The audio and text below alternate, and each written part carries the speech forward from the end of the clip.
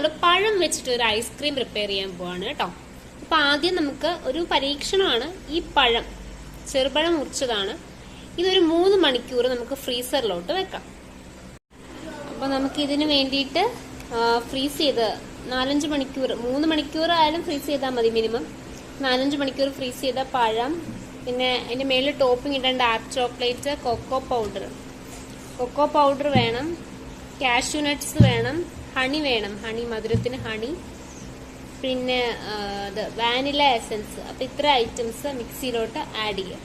അപ്പൊ ഇതിൽ തേൻ ചേർക്കാൻ ആഗ്രഹമില്ലാത്തവർക്ക് പീനട്ട് ബട്ടർ വേണമെങ്കിലും ചേർക്കാം.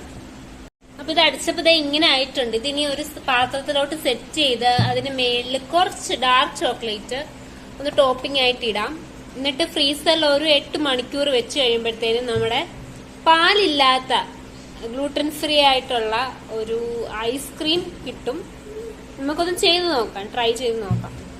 ഞാൻ കാലി ഐസ്ക്രീം ഡബ്ബകളിലോട്ടൊക്കെയാണ് എടുത്ത് ഇത് ഫില്ല് ചെയ്തിരിക്കുന്നത്. പിന്നെ ഞാൻ സാധാരണ ഇതേപോലെ കുറച്ച് ബാക്കി ഇതിലൊക്കെ വരുന്നത്, ഇതിലൊക്കെ വെള്ളം ഒഴിച്ചെടുത്തിട്ട് ദോശയുടെ ബാറ്ററിലോ അല്ലെങ്കിൽ വീണ്ടും ഇതുപോലത്തെ ഇതിനകത്തോട്ട് ആഡ് ചെയ്യാനൊക്കെ ഇത് ഞാൻ വേസ്റ്റ് ചെയ്യാറുള്ള ഒരു സാധനം. അപ്പൊ ഞാൻ ഇതിന്റെ പറ്റി പിടിച്ചിരിക്കുന്നതൊക്കെ അങ്ങനെയാട്ടോ ഉപയോഗിക്കാറ്. അല്ലെങ്കിൽ വീട്ടിൽ കുട്ടികളുണ്ടെങ്കിൽ അവർ തക്കി കഴിച്ചോളും. എനിവേ 8 മണിക്കൂറിന് ശേഷം നമ്മുടെ കിഡിലെ ഐസ്ക്രീം റെഡി ആയിരിക്കുകയാണ്. സാധാരണ ഐസ്ക്രീമിന്റെ അതേ ടേസ്റ്റ് ആണ്. അപ്പൊ ഇതൊരു സക്സസ്ഫുൾ ആയിട്ടുള്ള ഒരു ഐസ്ക്രീം മേക്കിംഗ് പരീക്ഷണമായിരുന്നു.